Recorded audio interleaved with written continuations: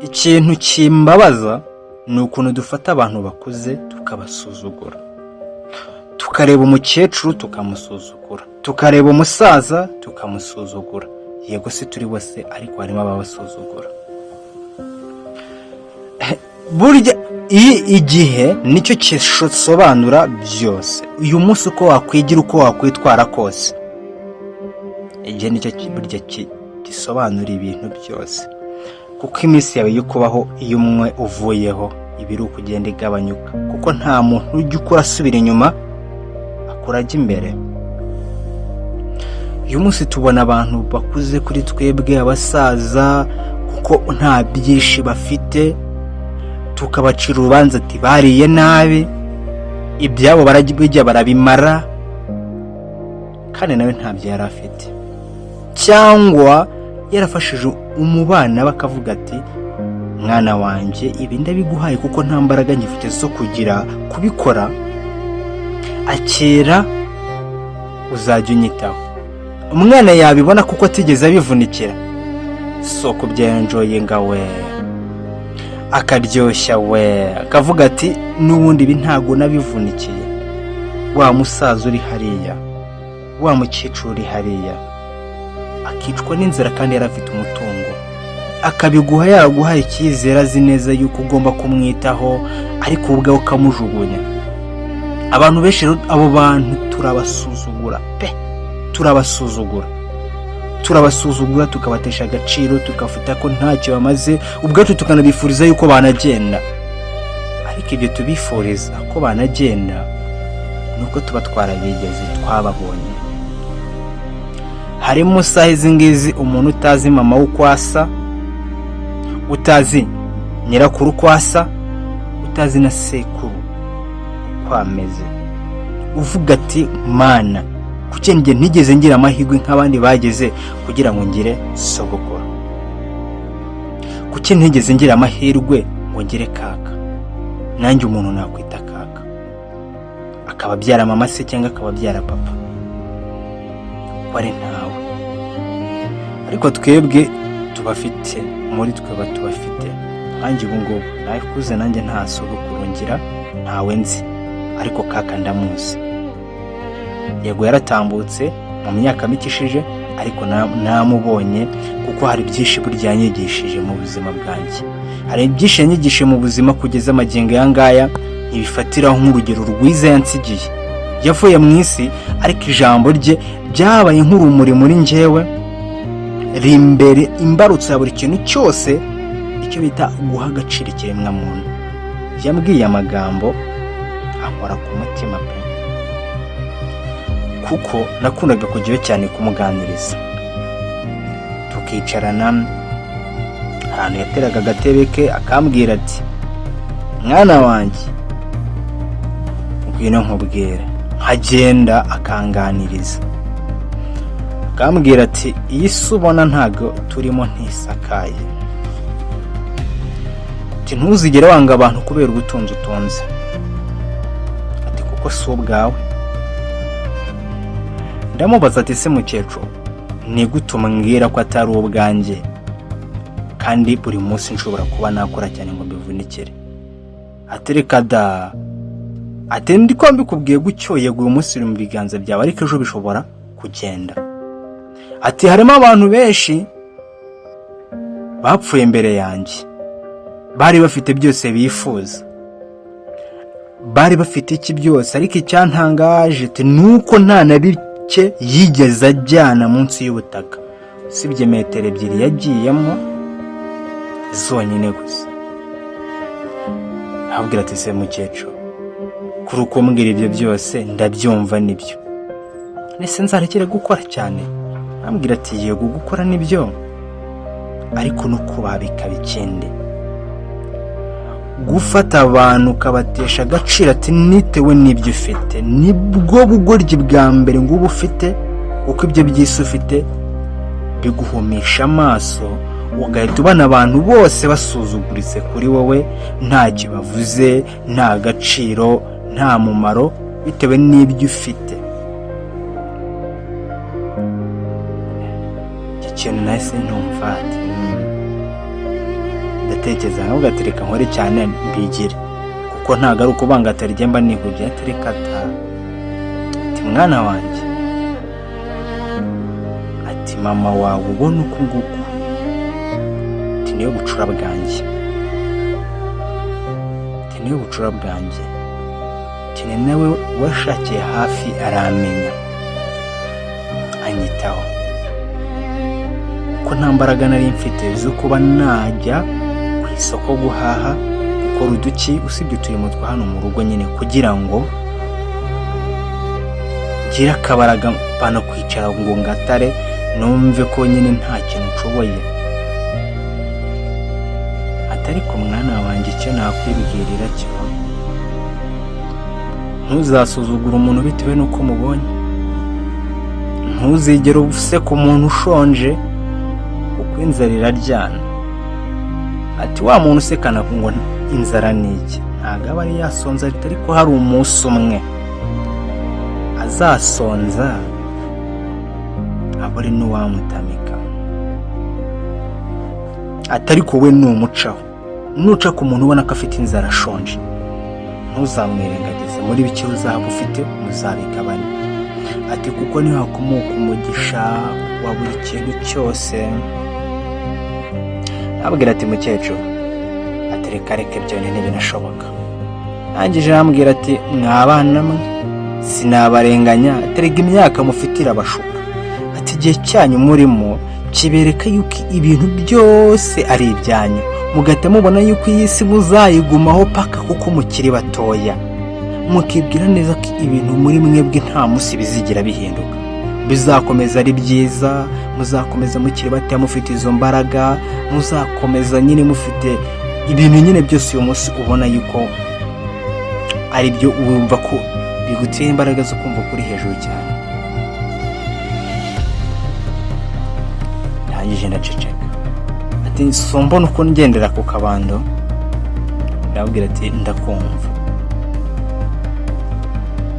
Ati se ubu ngubu wibwira ko nigeze ngana namwe? Ati nanjye muri icyo kigero nari nkirimo, areka ati reba hano isi ngejeje, ati reba uko ngana, reba uko meze, ati igihe kirihuta, ati se uzi ko wagira ngo hashije nk'amezi atanu, ati rero ntimukishuke ngo mwibwire yuko ibintu byose byoroshye muri ubu buzima. Ampanura ambwira ati kuba ngeze hano nuko nabanye n'abantu neza. Ayo magambo mu buzima bwanjye nyatekereje ndayibuka. Mu buzima nibwo nese mbona yuko burya kubaha ntako bisa, nta n'insinzi ibaho nko kubaha, kuko byanga bino iyo usuzuguye hari aho bitagucisha. Agasuzuguro ni kabi, ariko icyubahiro cyagucisha ahantu hose wanyura, kuko kimeze nk'amafaranga, kuko ahantu amafaranga ubwawe utakandagira amafaranga arahakandagira, ahantu utaca amafaranga arahaca, ariko umuntu ufite indangagaciro ayafite agera ku gasongera, ariko iri nta ndangagaciro afite ayo mafaranga ashobora kwinjira yonyine, ariko we ntahinjire. Bitewe n'iki? Bitewe yuko burya ngo icyubahiro cyangwa ishema ntabwo rituruka ku byo dufite, ahubwo rituruka muri twebwe ubwacu. N'ibyo dufite nibyo biduha n'imbaraga z'uburyo tugomba kubikoresha. Ariko mu gihe ubwacu twibona ko dufite imbaraga, tukareba abandi bantu tukabasuzugura, tukabaca amazi, tukabumva ko nta n'icyo bafite bamaze muri sosiyete, nicyo kintu cyitwa kwibeshya cyane muri iyi si kibaho. Turibeshya cyane tukibwira yuko imyaka dufite ari myinshi, ariko umunsi uko bwije uvaho, mese uvaho, ntabwo usubiraho iyo uvuyeho. Dukunze gufata igihe cy'uyu munsi tukakigereranya n'icyejo, dukunze gufasha ibyo twanze gukora uyu munsi ati nzabikoresha ejo, n'ejo ntabwo ari uyu munsi. None se ibyo wari ufite uyu munsi ushobora kuba wari ufite ukabitakaza, of course, ukabona ibindi. Ariko igihe cyatakaye n'ikigira ute? ntikigaruka, kuko igihe cyatakaye kiba cyagiye. Uwo munsi wahise, niyo wapfukama ukapfukama bimeze gute ntuzigera ugaruka uwo munsi ukundi, kuko ejo haza undi munsi utandukanye n'uwahise. niko Imana ikora. Kunda abantu ukimubona, ubaha umubyeyi wawe ukimubona, kuko umunsi uzaba utakimubona hari ibyo azaba yarakubwiye waranze kubyumva, ukazifuza kuba wabyumva mutakiri kumwe. Ubwawe uvuga ati iyo mbimenye niyo mbibura mu buzima bwacu ducamo bwa buri munsi. Iyo mbimenya nkamwubaha. Usibye ko bamwe iyo tukibona abantu ababyeyi tubatesha agaciro, tukafata ko atari ababyeyi, atari abantu bakwiriye kubaho, kandi ubu buzima ibyo dufite byose aribo tubikomoraho. Imbaraga dufite, icyo cyubahiro se, ako kazi dufite, amashuri twize, ibyo dukora, ibyo tubona, tuba twarabikumuye ku babyeyi. Ariko banamara gukura, aho kugira ngo tubafashe tubasunike, ahubwo tukabajugunya. Aho kubafata ukuboko tugahirika, yahubwo kumwegura ukamuca ukikomereza. Bitewe n'iki imyaka dufite irukudushuka, ubushobozi dufite bukadushuka, tukirengagiza yuko nabo kugira ngo bangane uko nabo bamanjije kubyiruka nkatwe, baravutse bagira umwaka, bagira imyaka, barasaza. Nta kintu kitagira iherezo, nubwo twitwara nk'abantu bazayiramba muri iyi si.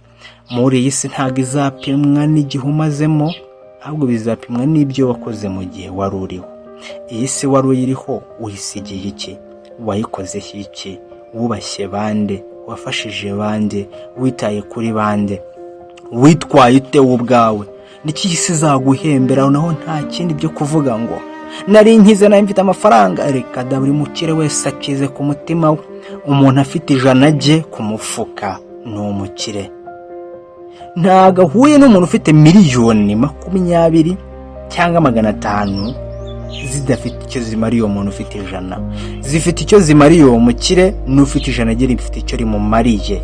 Igihumbi cye gifite icyo kimumariye, ararariye. Tekereza imvune uyu munsi abana dusigaye dusuzugura ababyeyi bacu ngo nuko bashaje. Ntidutekereze n'imvune bigeze bagira muri cya gihe ubwacu batwitagaho. Mu gitondo ninde wagiye guca inshuro? Ni mama, ni papa. Mu gitondo ninde wagiye kumumira imivunanya cyane kugira ngo nige mbona amakayi? Ninde? Ni umubyeyi. Ariko ubwacu twamara gukura tukabatesha agaciro, tukafata nkaho ntacyo bamaze. Ubundi subwo turi bande? Ubundi tweke twibona gute? Ubundi twibona gute? Ese ni ryari byibuze nimba utarubashye umubyeyi wawe akandi muhuje amaraso? Uzubaha umugore wawe uzashaka? Uzubaha umwana wawe uzabyara? Ntago bishoboka.